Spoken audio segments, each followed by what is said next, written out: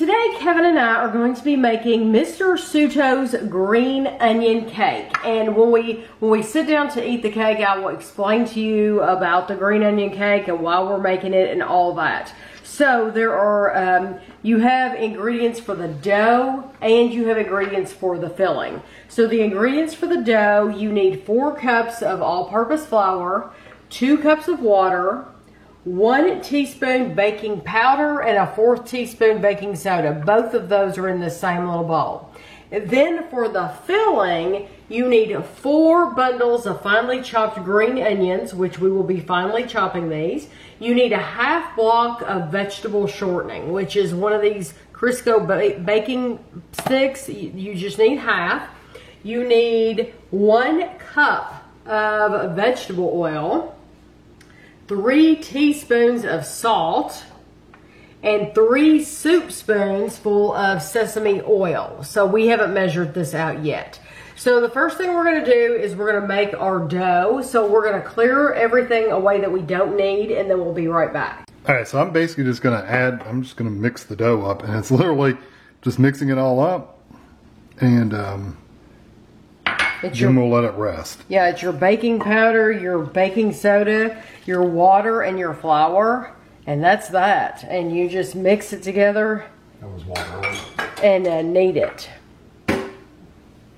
So Kevin's just going to get dirty. Kevin's going to get his hands in there and get dirty. Hey, that's what Paul Hollywood would do, isn't it? Yeah, he is not scared.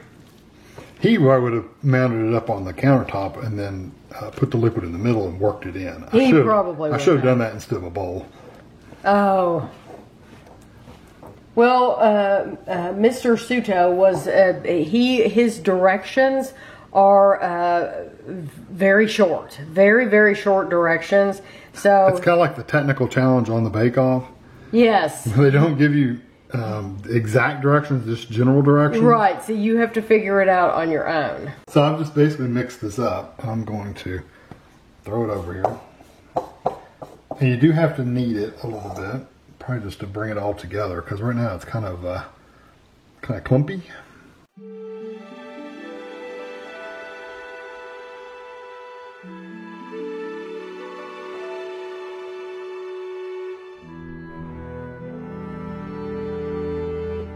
So I'm going to put this back in the bowl, and I'm just going to let it rest while we're chopping up all our green onions and stuff. Okay, I cut up all the green onions to the best of my knife ability. That's about as fine as they're going to get. So I've got my dough. It's been sitting. I just put a little bit of flour right here so I can flatten this out. And you really want it to be, you flatten it out to about 1/4 inch thick. Just kind of getting the flour all over everything.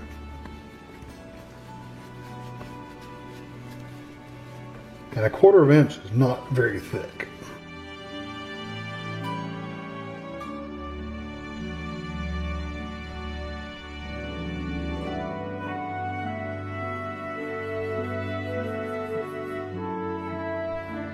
Now my filling is a lot of onion. I mean, it's definitely green onion, whatever he said that was, that's what it is. So really you're just gonna combine everything in here. I'm gonna go ahead and put the salt in there and give it a little toss. And actually, I'll probably go ahead and put my oils in there too, before I put that shortening in there.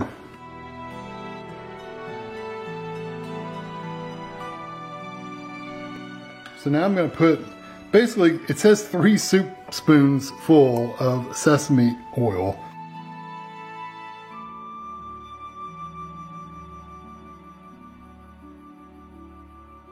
Okay, now I'm going to take this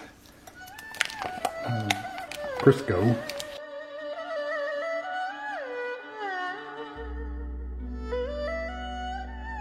Okay, so I took some time to stretch this out a little bit more because I thought it needed to be a little bit bigger, which it did.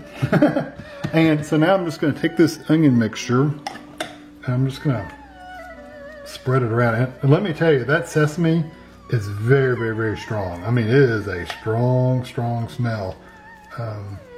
It might taste wonderful, but boy, it stinks. It's very strong.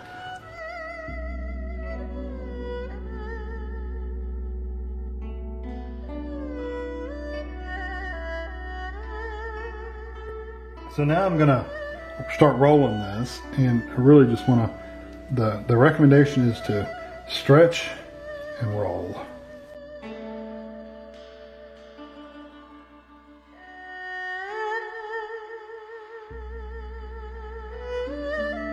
Okay, now this is supposed to make 8 like sections, so you want to split it in half,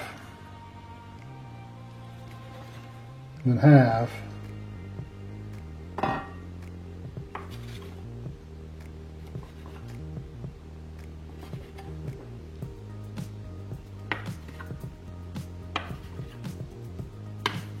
Just like that.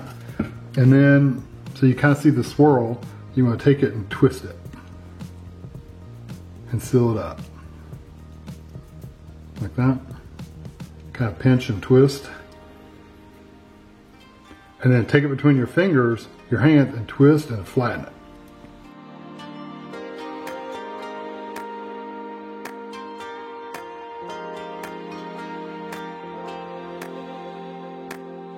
Okay, I do have oil in a pan just heating up, but I wanted to, yeah, it's just on a medium, it's on medium heat. So what you want to do is, I've got my parchment paper, I just cut them into roughly 6-inch squares, and you want to press this out to where they're about 6 inches square. I mean 6 inches round.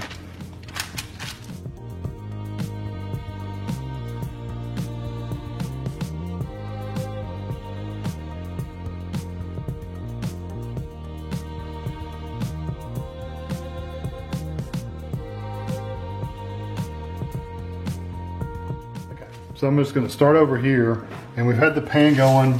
Hopefully it's hot enough. Basically just gonna fry like this until they get brown on both sides. Okay, so I'm gonna turn these over. I can, hopefully they're brown. Well, they're a little brown. The onions are starting to get a little crispy on the bottom. Oh yeah, that looks really nice. So I'm just gonna let them keep brown. All right, so these are ready. So I'm gonna just take them out and put them on my plate. And then I'll put just a little bit more oil in this pan and let it warm up a little bit, and then I'll start the next two. So you might be wondering, where did we see this recipe? Well, we watched a show called Race Across the World, and during the show, they visited Edmonton in Alberta, Canada, which was, I was thrilled to death when they visited Edmonton anyway it's a reality show, and it's like The Amazing Race. So if you've ever watched The Amazing Race. Similar, but different. Yes, this is actually much more real. And much more of a challenge. It's much more of a challenge. So the reason why I was thrilled when they visited Edmonton in Canada is because I watch a YouTube channel that he lives in Edmonton, and I was like, oh my gosh, this is so cool. Well, they visited this place called, it's the Green Onion Cake Man. It's Mr. Suto's Green Onion Cake. And he is 83 this year. He's 83. And he is from China. And he arrived in Edmonton from Hong Kong in his late 30s to join his brother, who had previously settled in Alberta's capital. Upon his arrival, Mr. Su admits to dining out frequently. Even though there were no shortage of Chinese restaurants in Edmonton at the time, he could never find Northern Chinese food to his liking. So, next page, he realized that there was a business opportunity there, and he went on to open Happy Garden in 1980, despite having no prior experience in the restaurant business.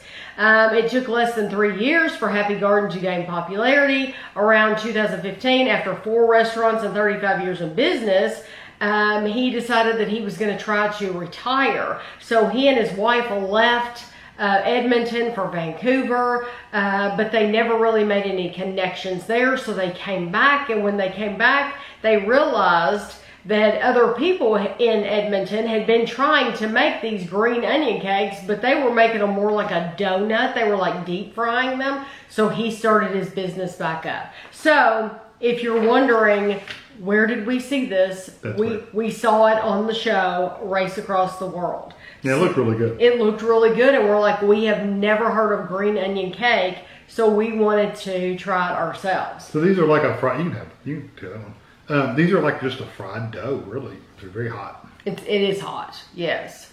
Can I just take a bite out of it like this? Go for it.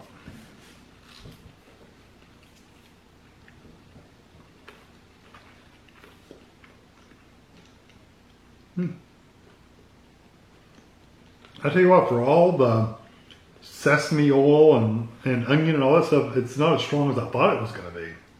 No, you would have thought that the onion would be like really, really powerful flavor, but really it's not.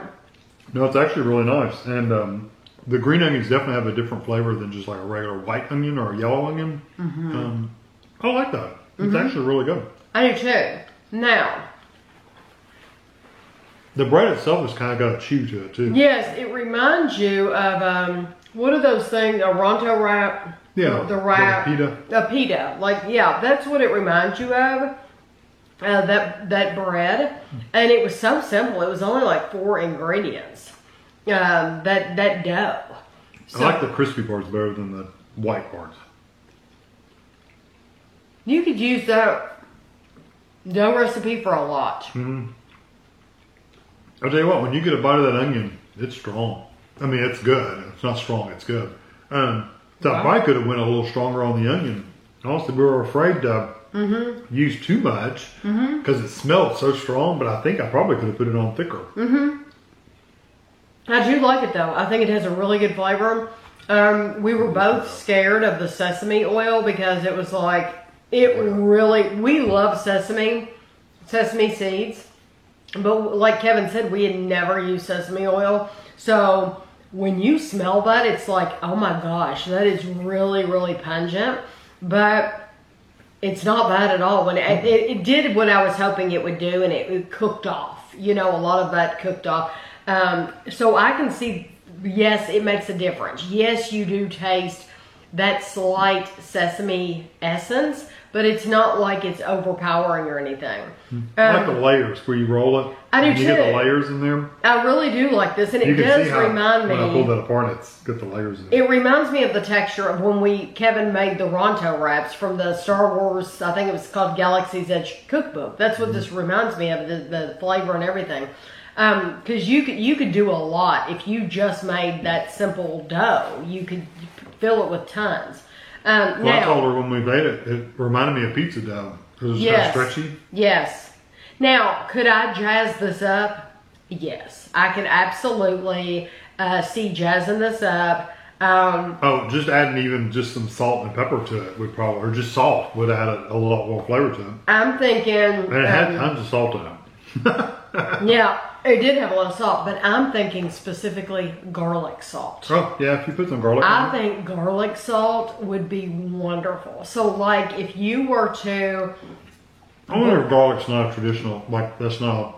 It's probably not traditional. Regularly used Chinese It's spice. Probably not. I don't know, it might be. That's why I'm saying, for me to jazz it up, that's what I would do. Like, before I put it in the pan, while it was still that wet, raw dough, that's when I would put the garlic salt on it.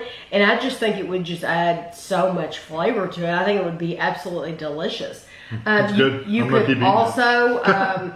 You could also, if you had some like Parmesan cheese, if you wanted to add some cheese to it, and of course, you're taking it away from the original recipe, but I'm just saying, I like it the way it is, but there's so many ways you could jazz that up if you wanted to.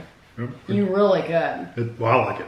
I think it's very good. It does take a little while to make just because you have to mix. It's not hard. It just takes a little while. It takes a while to cut up all those onions. The onions take forever. Yeah, because it's a green onion. It just takes a little bit longer to cut up than a regular onion. They're more fibrous. One thing I noticed when I was doing it, I was just pinching the ends off, like just pinching them and twisting them. I told Tammy afterwards, I said, I don't think as much of the onion would have showed if I like pulled it up like a piece of sausage, like the outer right, pulled it up and then twisted it and sealed it better. I think it would have not, the onions wouldn't have come out as much. But that's really the only thing I would change. And a little bit more onion. I would put more onion on it. Yeah. But I do think this is a really good recipe. I think it's cool that we got to try something here in Kentucky. We've never been to Edmonton. Who knows if we'll ever get to go to Edmonton. But it's neat to be able to get his recipe, and I literally just Googled it. So you could just Google it and find his recipe. He even did a YouTube video of this recipe, so you can go look it up and see it. But if you all have ever had it, if you've ever had a green onion cake, you'll have to let us know. So I hope you enjoyed the video, and thanks for watching.